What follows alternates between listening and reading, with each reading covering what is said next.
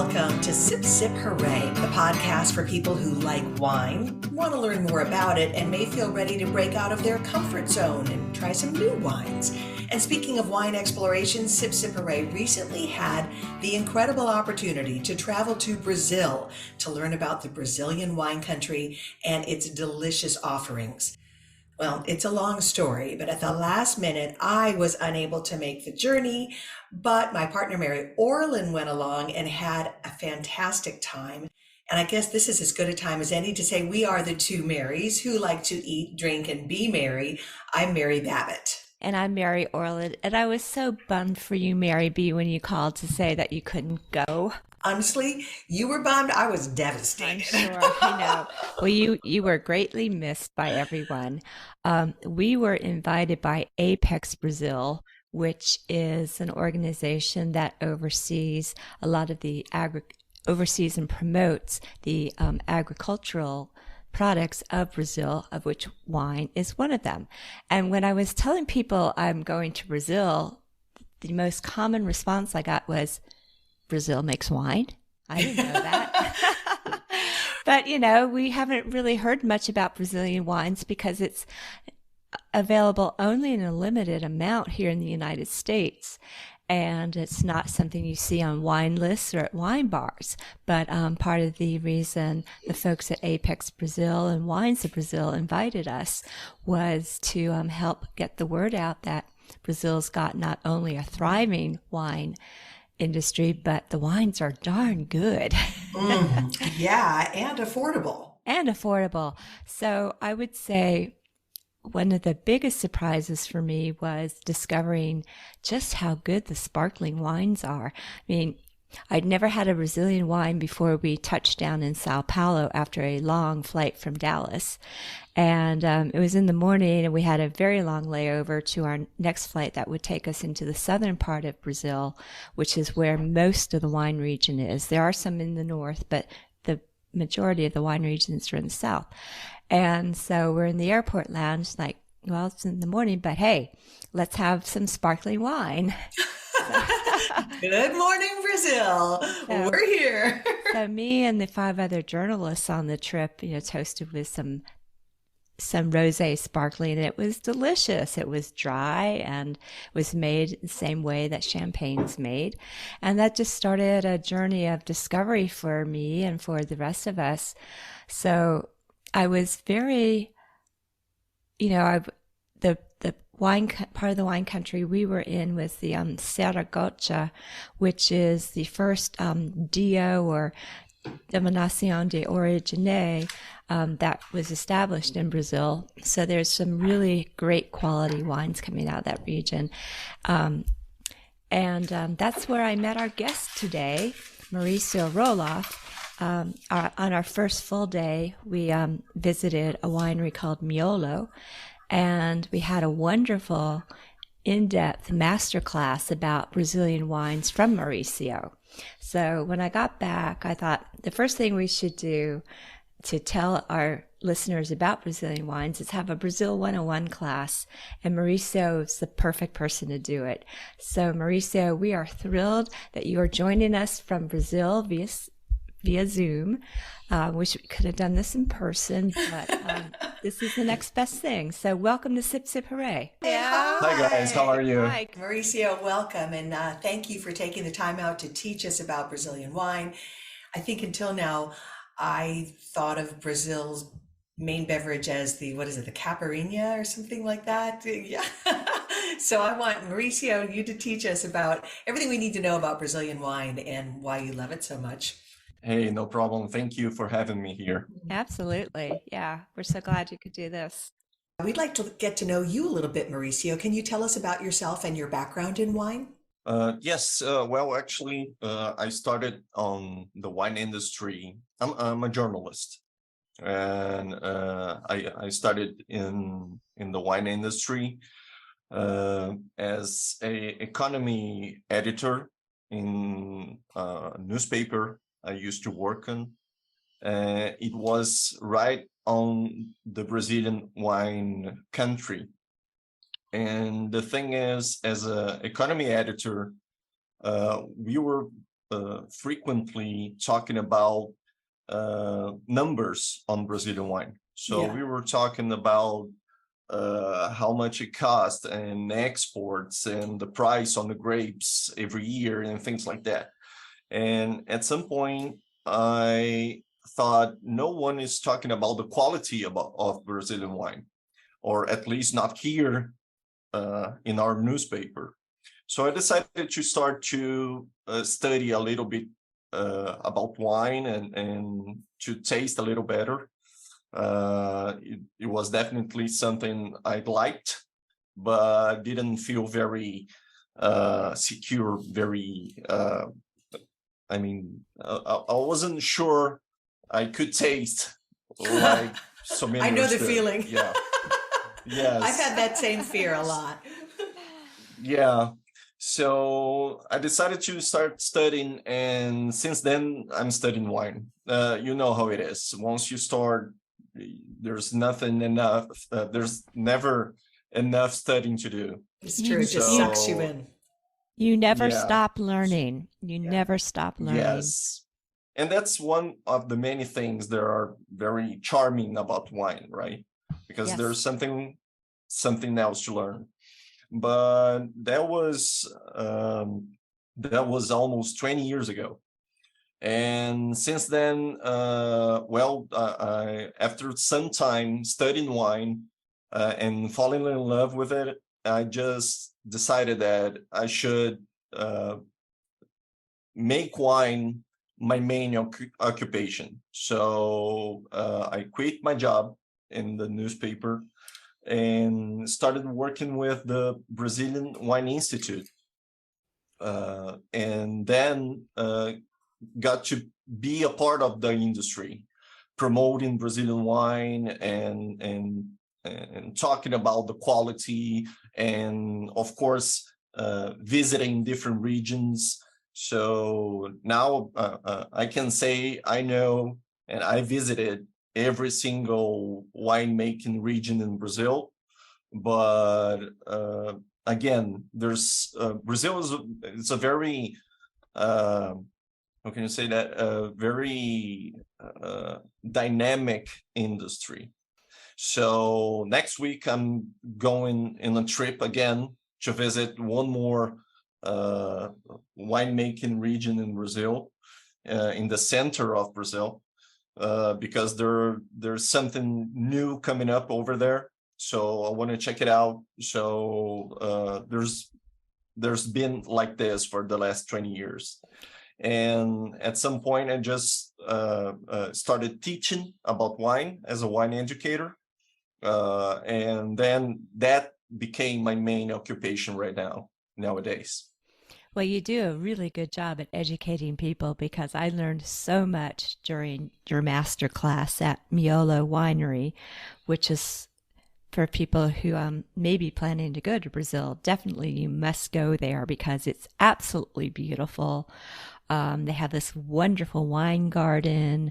They treated us like royalty. We had this amazing spread of food, and we tried all the sparklings and wines. And I have to say, I was so impressed with the quality that you were talking about, that, why not the focus on that? So I'm so glad, Mauricio, that that's one of your focuses. Mary, could you back us up and tell people who are curious about where the Brazilian wine country is, where you fly into, how do you get there? Yeah, so coming from the United States, at least the way our trip was set up, my journey started out of the Palm Springs airport, but all of us converged in Dallas, and then we flew from Dallas into Sao Paulo, and then we had a layover that included that lovely sparkling wine in the airport lounge I mentioned earlier. Yes. But then, no, I know. Then we took a connecting flight to the southern part of Brazil, in the Rio Grande do Sul, and which is close to the Uruguay border. We flew into Caicos do Sul, and then we took a 45-minute bus ride to Bento Gonçalves, which is kind of like the gateway to a lot of the southern Brazilian wine country, and it's certainly the gateway to a region called dos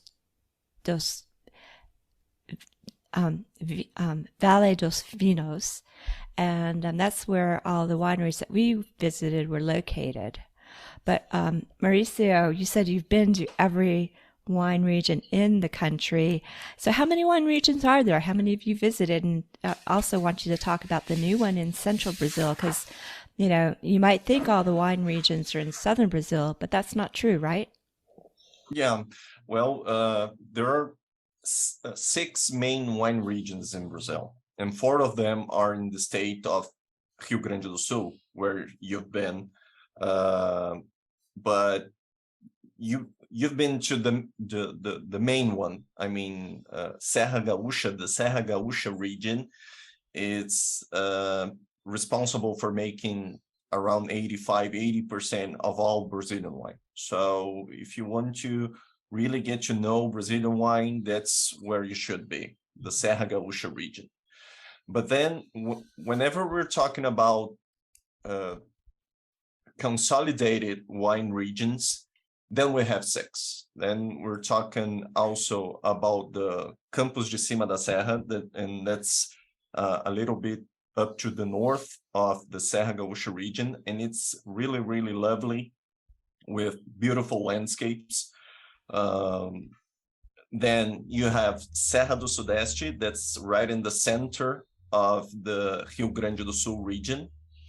And by the border with Uruguay and Argentina, you have Campania.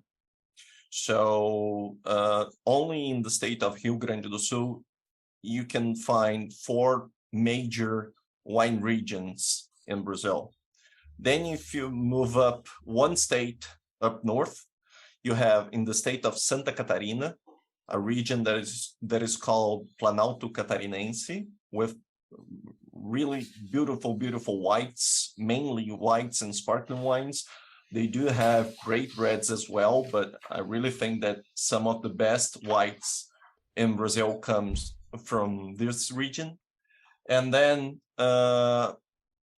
right on the north of Brazil, and we're talking really, really north, those regions in the south, we're talking about parallel 27, 26, 30, 31. And then you have Vale do São Francisco, and that's parallel 8. That's right close to the equator line. And that's something new. That's something very, that's awesome for wine lovers, because it's really something else. It's the biggest tropical vineyard in the world.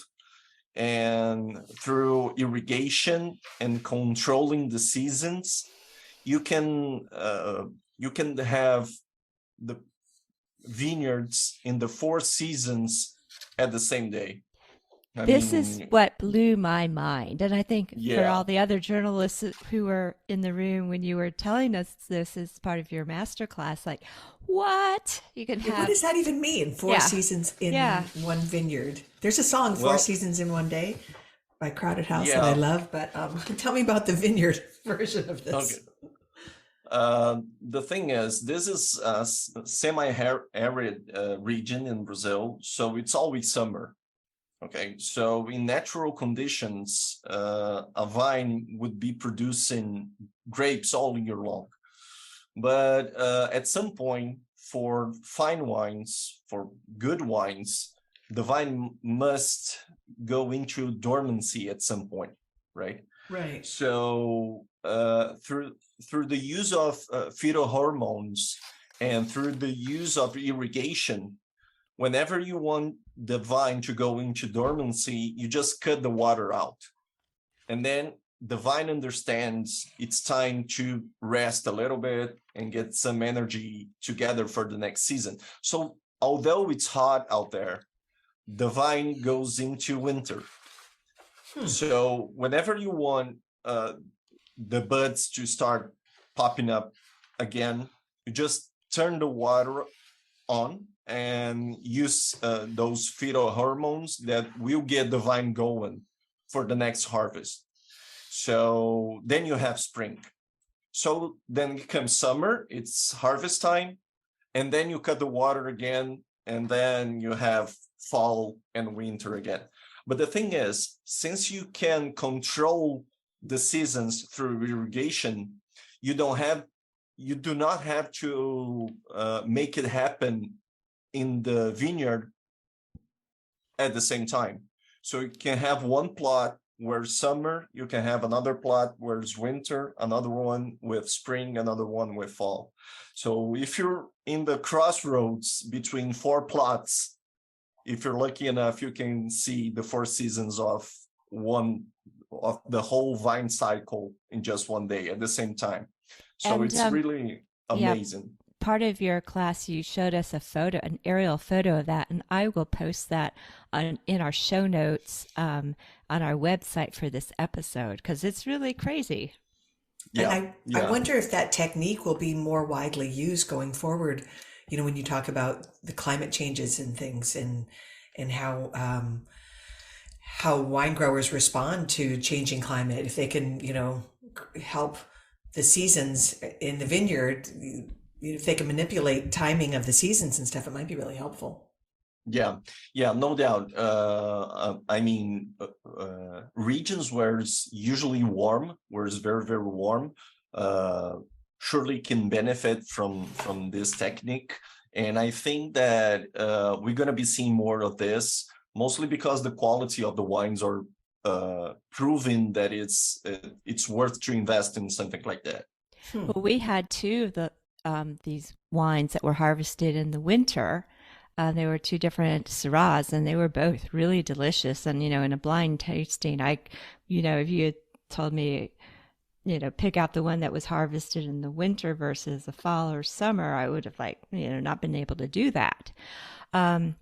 So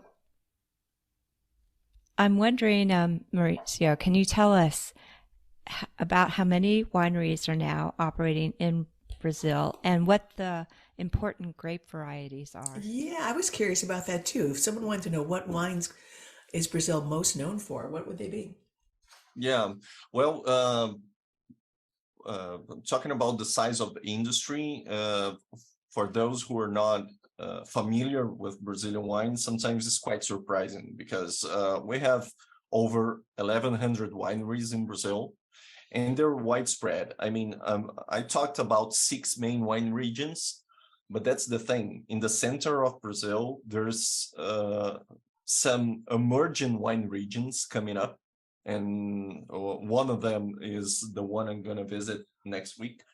And the thing is, there's always something new about Brazilian wine. So around 1,100 wineries in Brazil, and producing different styles of wine. But no doubt, sparkling wine, it's a must taste when we're talking about Brazilian wine. So, what makes Brazilian sparkling wine so special? How do you guys get it so right? well, as I said before, the Serra Gaúcha region is responsible for around 80% of all Brazilian wine. And in this region, we have a natural acidity on the wines. Even reds are very, very refreshing. But this high acidity is very important for sparkling and whites. I mean, it's the backbone of any great sparkling wine in the world.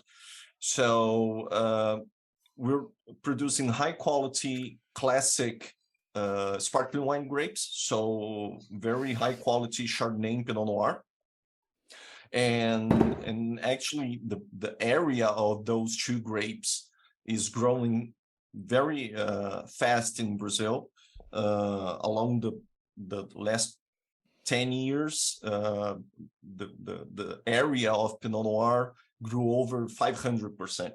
Wow. And we do have great still Pinot Noir, but most of the Pinot Noir grown in Brazil is destined for sparkling wines.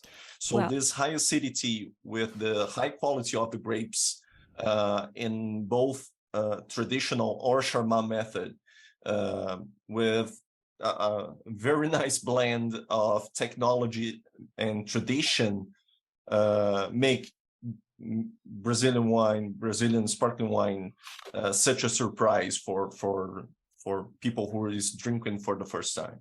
Well, you sent us a beautiful bottle of sparkling from a producer called Casa Valduga, which was one of the wineries we visited during our trip.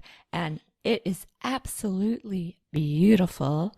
And they make lots and lots of sparklings at various levels of aging, entourage. But this one that we have is what they're calling their Surly Nature Bronco. And Surly means that the wine has been aging on the dead yeast cells for 30 months. And it's just, it is a blend of Chardonnay and Pinot Noir. But as you were saying, Mauricio, it's very fresh. The acid's really great, but it's got this lovely, creamy, yeasty, baked bread character to it as well. And this is made in the traditional method of champagne. Yes, and that's sparkling wine style that just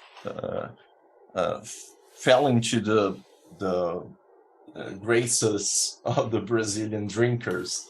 And I'm actually pouring a sip right now. Cheers! Cheers to you. I have to admit, mine's gone. I shared it with. Oh, really? I shared it with some girlfriends at a book club, and it was a big hit. Everyone loved it. It was their first time tasting Brazilian wine, and certainly Brazilian sparkling, and everyone thought it was just really delicious, and just loved the the brightness, and yet the combination of kind of bright and yet creamy as well. It was so nice. Really well balanced. Because as I said, Brazil has a long tradition on the sparkling wines. We've been producing it over 100 years.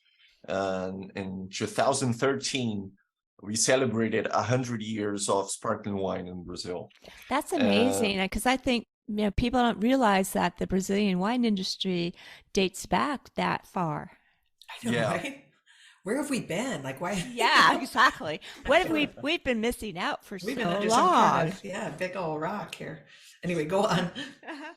But that's most of the sparkling wine. I mean, most of the high, very renowned sparkling wines in Brazil are from traditional methods. So, like champagne, right? They're made just like champagne. But this style is growing fast into the market, and this is Surly. So it's it is sold in contact with the yeasts. So to make sparkling wine, one of the last parts of the production is the gorgement, right? Is taking the yeasts out of the bottle. Yes, which we call disgorgement. Yes. And this specific style of sparkling wine, it's sold with the yeast. So I'm looking at the glass right now, and it's not 100% clear because there's some kind of cloud inside the glass. But it doesn't look bad at all. It's still very shiny, very bright sparkling wine. But when you taste it, you can really taste the yeasts. So although the acidity is high, it's very fresh, very refreshing, as Mary said. At the same time, it's full of flavor. Mm-hmm. The mouthfeel, it's different because it's more creamy because of the yeast. So I mean, this is not a major style of sparkling wine in Brazil. It's not, we cannot say it's one of the most popular or anything like that, but it's just one of the examples of how the Brazilian wine industry is dynamic. Because whenever people are, let's try something different, let's try something new, and then people come up with something like that, and you just blink and there's a couple of wineries going into that direction, and it becomes something. It becomes a trend or something like that. So there's always something new about Brazilian wine. Well, and that's so fascinating. And could you touch a little bit upon the history of the Brazilian wine and how it came to be. Yeah, well, the first vines came into Brazil in 1532. Oh, wow. So Brazil was a Portuguese colony back then. And Brazil, but the thing is, Brazil was discovered in the 1500s. And then only 32 years later, the first vines came into Brazil. But they arrived in the center of Brazil, where the terroir, and that's the region that is emerging right now. But 500 years ago, the terroir just wasn't right. Because the seasons were not so defined, were not so sharp in between one and another. So a lot of things happen in between, but the Brazilian wine industry really got organized when Italian immigrants came to Brazil, and that was from 1875 on. So that's a big landmark for Brazilian wine industry, the arrival of those Italian immigrants, most because they had techniques for grape growing.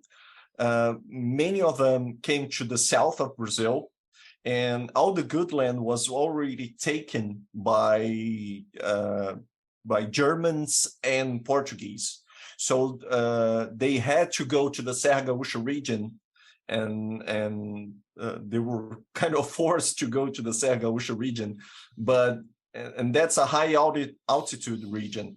So whenever they were climbing up, they were just discovering a more suitable terroir for grape growing. And most of all, besides having the techniques and having the vines they brought into their suitcases and things like that, but most of it, they had the wine culture into their day after day. So they needed wine just for drinking, just for working, and for religious celebrations. And then an industry of wine started to get organized in Brazil. Great. What is the oldest winery in Brazil? Do you know? Well, probably Salton. Okay. It was, yeah, it's around 150 years now. I would say that something around 140, 150 years now. But many of those most well-known wineries in Brazil have roots around the same time. So that's about it. I mean, we celebrated 100 years of sparkling wine almost 10 years ago, and I would say that most of the wineries now are most of the well-known wineries in Brazil are becoming centenary around those last 5 and next 5 years, something like that. Oh, sure. And the wine tourism industry continues to grow in Brazil, am I right? Yes, and that is something that Mary mentioned before. And if Mary came to Brazil like 10 years ago and was taken into the trip to know Brazilian wines and the wineries and vineyards and everything, she probably wouldn't have so many options of things to do. I mean, you do walk around the winery and maybe go through the vineyards and have go through the barrels, have a little tasting, and that was about it. In the last 10 or 15 years, really new things came into the wine tourism sector in Brazil. So we have wine gardens and picnics, and now you can do harvests. And I mean, right now we're in harvest time in Brazil, and there's a lot of tourists working on the vineyards. That's awesome. Yeah, because Mary, we just have to go back for the harvest. Yes, we do. Yeah, you should. You should, because you guys would have a lot of fun. And now you have, like, there's even a couple of wineries offering things like night harvests. So you can do harvests at night for white wines and sparkling wines. There's I don't know many options of wine tourism today, and for us, wine tourism is very, very important, because even in Brazil, there's a lot of people that don't know the high quality of Brazilian wines. So whenever people come to regions like the Serra Gaúcha, they drink good wines, they eat good food, they get to know nice people. They're being hosted by nice hotels and visiting beautiful landscapes. So whenever people come to the wine country in Brazil, no doubt they're surprised, and they take along the word about how high is the quality of Brazilian wine nowadays. And that's a very different scenario from 30 years ago. 30 years ago, we would understand someone who would drink Brazilian wine and say, okay, it's okay, but it's not very competitive internationally, for example. And now we're sure if we could put it on a graph, it will be very clear the ascension of quality of Brazilian wines in the last 30 years. Wow. Absolutely. And you mentioned the tourism, and so I want to get back to a little bit on Casa Valduga, one of the places we spent some time at. They were established in 1875. Can you give us a very brief story about their history, because a woman plays a large role in this, which I think is fascinating. Yeah, they're one of the most well-known wineries in Brazil. They're back from 1875, yes. And as many wineries in Brazil, they started growing grapes and making wines for family consumption, and then started to trade among neighbors and got well known for the quality. And then from generation to generation, they started, growing the reputation on winemaking. Nowadays, they have the largest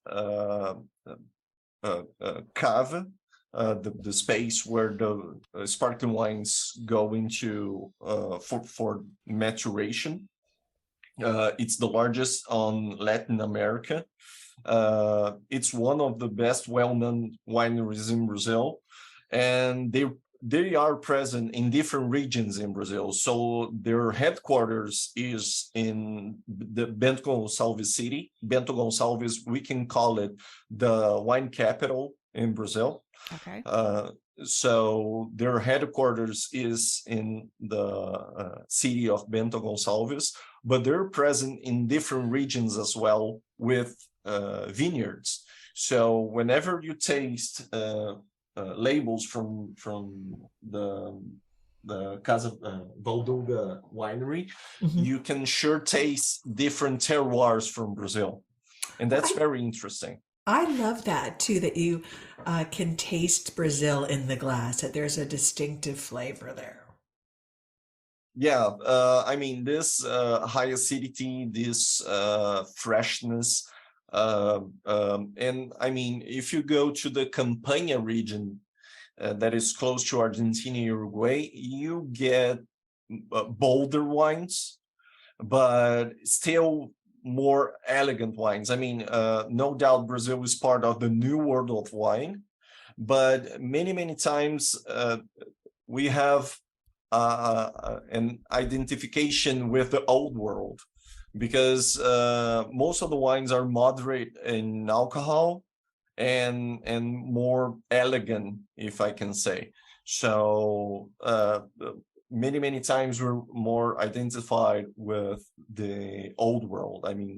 European wines. Sure. And that's one thing that kind of surprised me, especially coming from California, where we have some wines, especially on the red side, that are in the stratosphere when it comes to alcohol. I really appreciated having the lower ABV alcohol by volume wines that are typically around, I believe it's 12 to 13%. That was very nice. I love that And too. I mean, we do have some 15 and a half alcohol content wines, but they're not like, it's not the average product we have in our shelves. Yeah. Well, let's talk about the second wine you've sent us, which is also from Casa Valduga, which, and by the way, I will post the wines that we've tasted on our show page, and we are tasting wines that everybody in the U.S. can find. They are available in this country. So this is Pinot Noir. And Yes. Let's talk about that because, it's I think, you said a lot of the Pinot and Chardonnay grapes go into sparkling wine production, but here's a nice example of a still Pinot Noir. Beautiful. Yes. Well, I'd love to hear your comments on the Pinot Noir, because as I said, it's not hard to find still Pinot Noir in Brazil, but most of it is driven into the sparkling wine production. But this one I really love because I think it shows the balance you expect from good Pinot Noir, right? Oh, absolutely. The kind of, it was the soft tannins, but there's a nice balance of fruit and acid. It was lovely. I really enjoyed that, I really like it because it's fruity, but it's also kind of earthy, and it's got also an herbalness to it.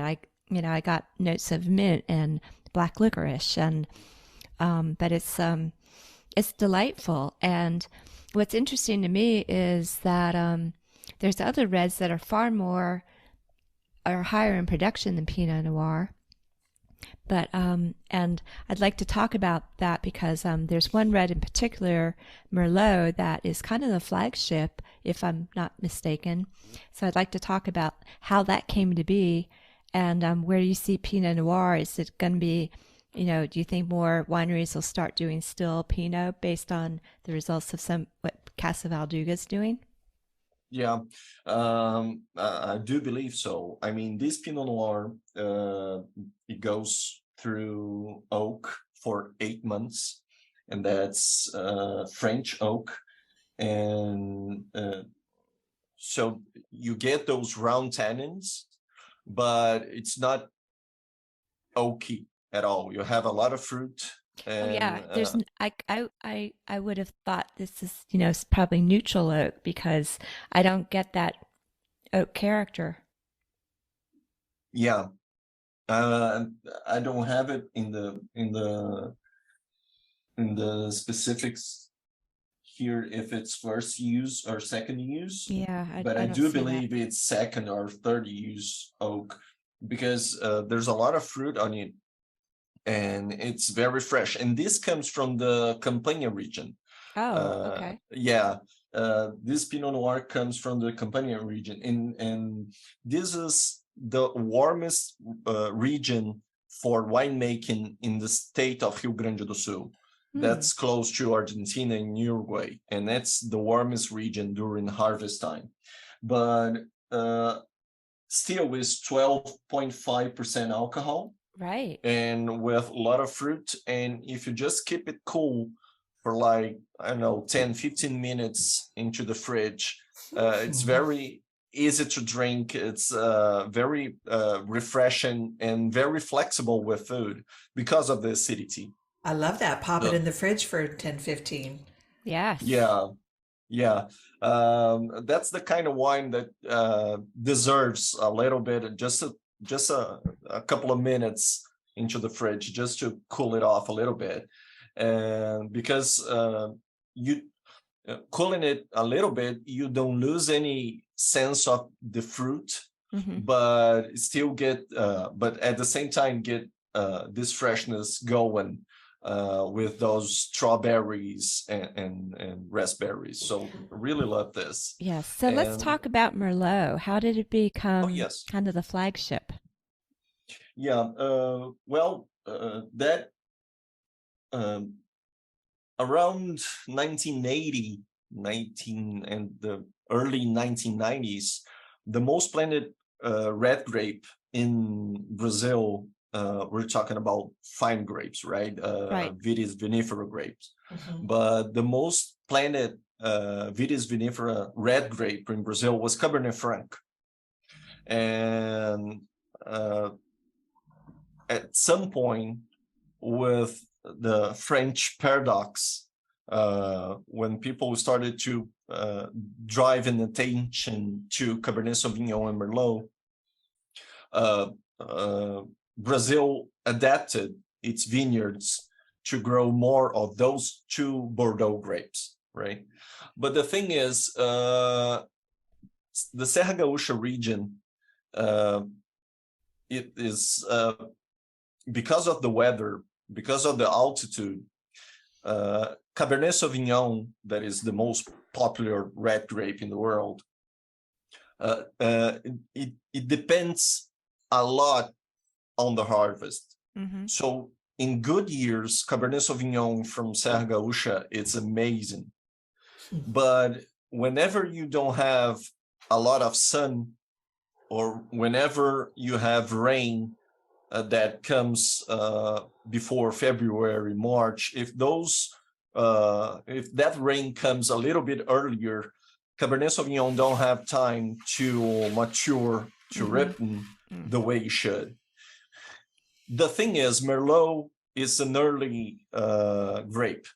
So it doesn't suffer like that with rain, and it's more reliable in the Serra Gaúcha region.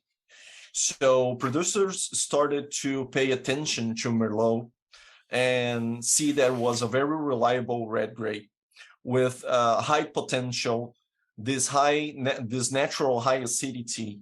So there's kind of a specific style of Merlot in Brazil that is this lighter on alcohol with a peak of acidity, very easy to drink Merlot. And internationally, in the international scenario, having Merlot as a flagship grape is not bad, because a lot of countries grow and crush excellent Merlot. Sure. The US have great yeah, Merlot. we do. So I have to, Argentina, excuse me, I yes, do have to ask you though. So the movie Sideways, are you familiar with that? yes, So did it have an yes. impact on the Merlot in Brazil? Well, not like in the US market, right? Thank goodness for Yeah. that, right? Well, Yes. Merlot, I think Merlot is Yeah. really food friendly, which leads me to my next question, which is when you talk about pairing Brazilian wine with foods, what do you love to pair? What are some dishes that really bring out the best of your Brazilian wines, Mauricio? Well, that's a tough question. Just to point a favorite, it's kind of hard. The Brazilian cuisine is very it varies a lot from region to region. It's very different along the country because Brazil is a big country, right? So, whenever you're on a trip to Brazil and you cross a state border, you're gonna try and eat something different. And but I do have some favorites. So and most of them are connected to white wines and sparkling wines, because as a wine educator, as a wine pairing researcher, I really think that acidity, most of any characteristic of that a wine can offer, acidity, it's very important for wine pairing. So we can use those lovely white wines from the Planalto Catarinense region, for instance, paired with seafood, for instance. I mean, Brazil have a very long coast, and we do have a lot of seafood dishes. So we can have Sauvignon Blanc with oysters, for instance. We can have with muqueca, that's kind of a fish soup that is very, very bold. It's a more strong dish. So I really love the flexibility of those wines. And even for stronger dishes, like some flagships from Brazil, like our barbecue, right? Like The churrasco. Yeah, right? the churrasco. Yes, that Churrasco, was great. yeah. And you guys probably know it by the Brazilian steakhouses, right? Present in the US market. Do you have those? Is that really authentic, or is that just an American? No, that's authentic. It We is. do have It is. restaurants like that in Brazil. Oh, Yes. okay. Yes. Okay, I was wondering. And speaking No, of, some that- of those restaurants are great places to find Brazilian wines. You know that. Yes, and again, I went to the US first time promoting Brazilian wines, maybe 15 years ago, 10 to 15 years ago, and I was in a round trip with Ivan Goldstein. Oh, yeah. Oh, he's a friend of Yeah. ours. Yes, Good old and Evan. he's great, and he's Yeah, he great. is. And I was just going around. We've been to Washington D.C. and New York and San Francisco and Chicago. So we've been around, and I remember that we went to a couple of Brazilian steakhouses back then. And it kind of made me sad because it was very common to find on those restaurants Brazilian food with Argentinian wine. Yeah. So and that for me, that I was in the US promoting Brazilian wine, and at the same time in the Brazilian restaurants finding Argentinian wine. Rough. Yeah. I know that nowadays you go to a Brazilian restaurant in the US, you probably find a couple of Brazilian wines you can taste. So, and if you're tasting Brazilian meat, I would say give it a try on Brazilian sparkling wine because of the acidity, the effervescence,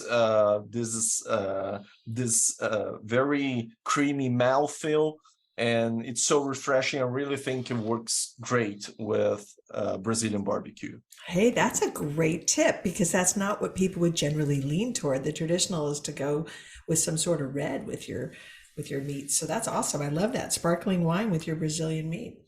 Yeah. Really, So, really and that think you should leads try that. and that leads me to how people can find Brazilian wines here in the United States. I know that, a lot of what we had was some of it was available, and as I mentioned earlier, the wines from Casa Valduga, not everything they produce, but some are available in the States, and Miolo, the winery where you and I met, so you can find some of their wines here. But how available is the Brazilian wines in the United States, and what's being done to increase that availability? Yeah, well, that's a work in progress. As you know, the U.S. market, of course, it's a major target for Brazilian wines. It's the biggest wine consumption country in the world. So every single Brazilian winery have a focus on the U.S. market. The thing is, as you know, sometimes the distribution in the US is kind of difficult, right? Right. So I'm not sure today what's the volume that is being exported to the US, but I know that it's in the top 3 countries Brazil exports to, and brands like Salton, like Casa Valduga, like Miolo, those major wineries from Brazil, those most well-known wineries in Brazil, are present in some states of the US. But I know too that some small wineries like Tenuta Fopa in Ambrosio, like Pisato, so small wineries are also making their ways into Brazil, into the US in the last few months, actually. Right. I And mean, Tenuta Fopia Ambrosi, Lucas Fopa from that winery will be our guest within a few months or so. We will be talking to him about his smaller winery, but that he just got his export license to bring in Brazilian wines because he also has a winery project in Napa Valley. yes, and that's great news because those guys are really creative when it comes to winemaking. They have amazing wines, and not their wines are not obvious at all. I really love the wines. I had the chance to I was in London and Dublin last year promoting Brazilian wines. Nice. And had the chance to present those wines into those markets, and they were very well reception by the public. Yeah, it was really great. That's right. And Mary Orland has spoken about the fact that Brazilian wines are a relative bargain. You get really high quality, and the price points are very approachable.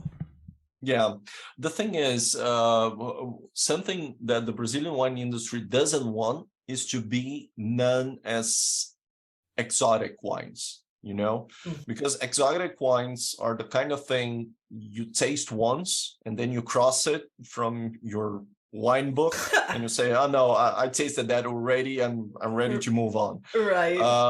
And the thing about the price, yes, sometimes people don't feel like it. Why should I buy this bottle from Brazil that I never tasted before, instead of something that I already know, something more traditional? In those kind of situation, the price is very important because, people don't want to risk with high value bottles for the first time. So yes, but I'm sure that if people give it a try and for a fair price, they'll see the quality we can offer. I'm sure people will try a second or a third and a fourth bottle of Brazilian wine. Wonderful. So, you've given us so many good reasons for people to try Brazilian wines and visit the Brazilian wine country. And you said you've come here. When you think about, have you gone to Napa Valley?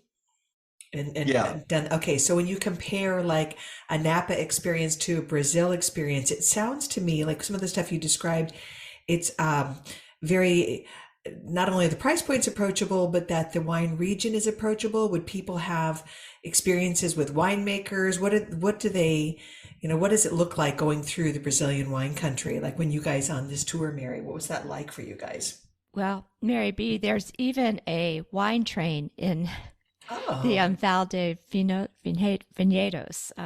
It's not exactly like the Napa Valley wine train, but it's actually a very distinct experience because you're not so much taking the train through the vineyards, but you do see the rolling hills and how lush and green everything is. But they have performers on the train, and so they're singing traditional Brazilian folk songs.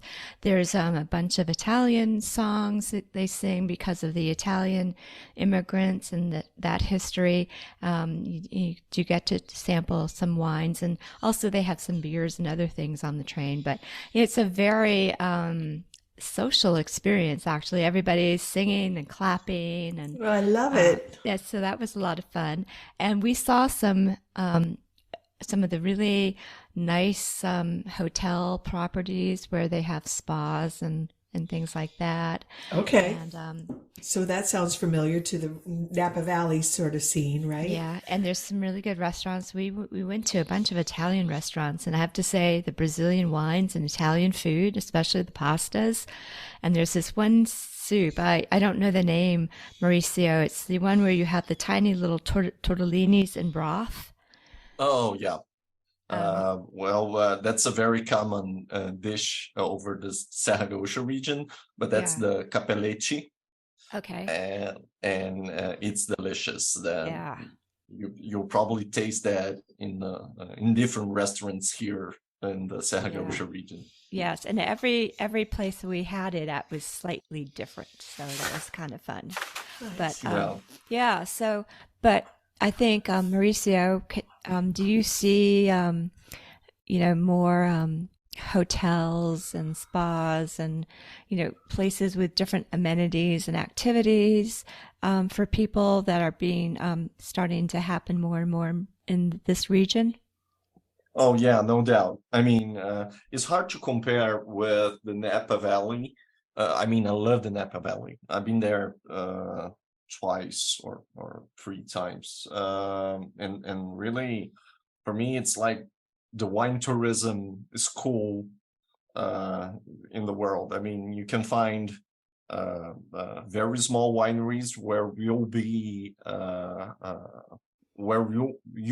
the winemaker or the owner of the winery, and at the same time you have those very big wineries where that resemble amusement park for wine lovers, right? Yes. True. But I really think that in Brazil, with the new generation of the families, I mean the new generation of administrators of the wineries that have that international experience. They've been to Napa Valley, they've been to Europe, they've been to Australia to learn about wine, to learn about wine tourism and things like that. And at the same time, the wine industry is realizing how important wine tourism is. I really think that the options, as I said before, are growing fast and with more quality. But the thing is, in Brazil, it's still more common to be in touch directly with the winemaker or the owner of the winery, and that's just because the wine industry in Brazil is mainly formed by small family business. So of course that we do have bigger wineries. Some are bigger, some are smaller, but we do not have those extraordinarily big wineries like very, very big international brands. They're still family ran business, so it's more common to get to know the winemaker, get to know the people who are really involved with the business, and that's something charming for the tourists, right? Because you do want to have the real experience. You do have to you do want to get in touch with the people responsible for the wines. So I think that's more common in Brazil, but it's just because of the size of the industry. I mean, absolutely. Well, we were Sip Sip Hooray was so grateful for the opportunity to get to travel to Brazil. I'm so sorry I missed it, but you've given me so many reasons to want to go, to give it another shot later. And I hope that we've told our listeners some key things that pique their interest about Brazilian wine. But we've tasted, it's elegant, it's fresh, fruity, really well balanced, whether a red or some of the delicious whites, the bubbles. You have a lot to offer, and it sounds like Brazilian wine country is certainly worth the journey. It is. It's a long journey from the U.S., but by the time you get there and you take your first sip of bubbly, you forget about that long trip. But I will say it's, this is just a taste of what Brazil has to offer. And I encourage all of our listeners to follow Mauricio. And Mauricio, you can tell us how folks can follow you. You can also follow Wines of Brazil on Instagram. They do a tremendous amount of posts and education, which is terrific.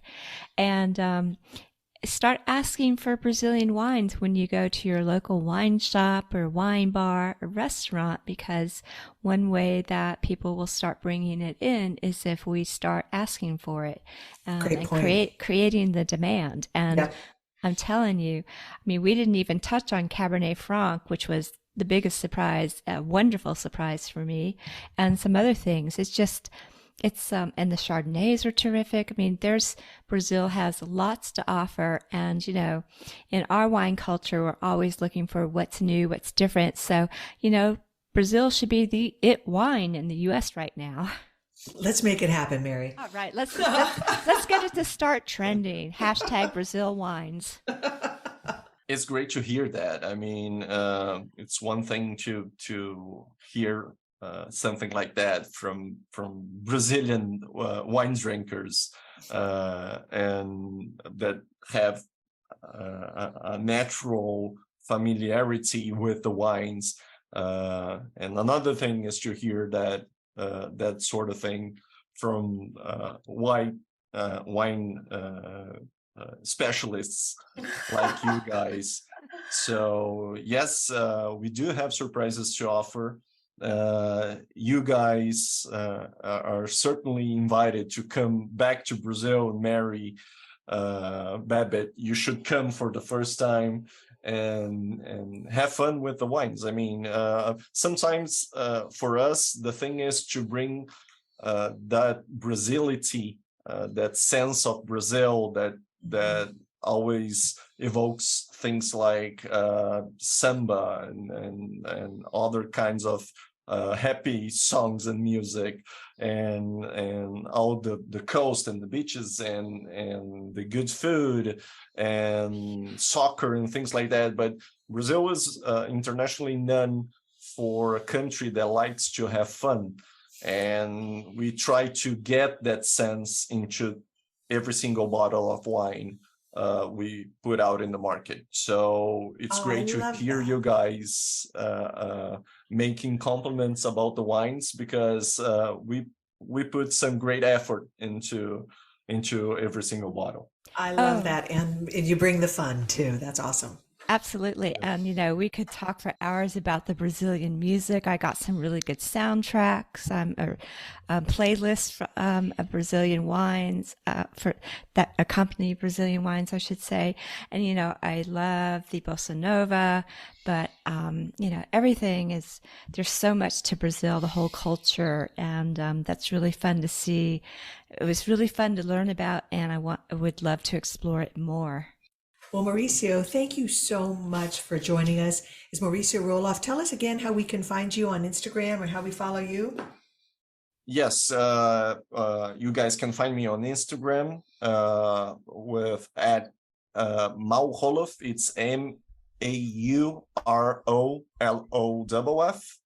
And you should follow Wines of Brazil to get to know more about Brazilian wines. And that's it. Whenever people want to get the conversation going about Brazilian wine, just reach me and I'll be glad to get the conversation going, to chat about Brazilian wine. Well, thank you again for joining us. We've so enjoyed talking with you and getting to know you better, and also Brazilian wines as well. Mauricio, thank you so much. Mauricio, how do we say cheers in Brazilian or Spanish? Oh, yeah. Well, we would cheer. say more commonly saúde. Saúde, it means health, but it's a way to say cheers, just saúde. Saúde. And I meant to say Portuguese, not Yeah. Spanish. Sorry. I was going to correct you, but okay. Saúde. Is that it? Did I get it right? Yeah, that is good. That is good. Well, saúde to you, Mauricio, and sip, sip, hooray. Yes, saúde and cheers.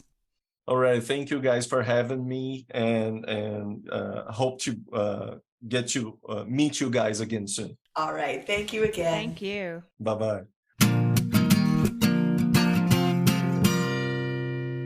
Mary B., that was a great masterclass on an introduction to Brazilian wine.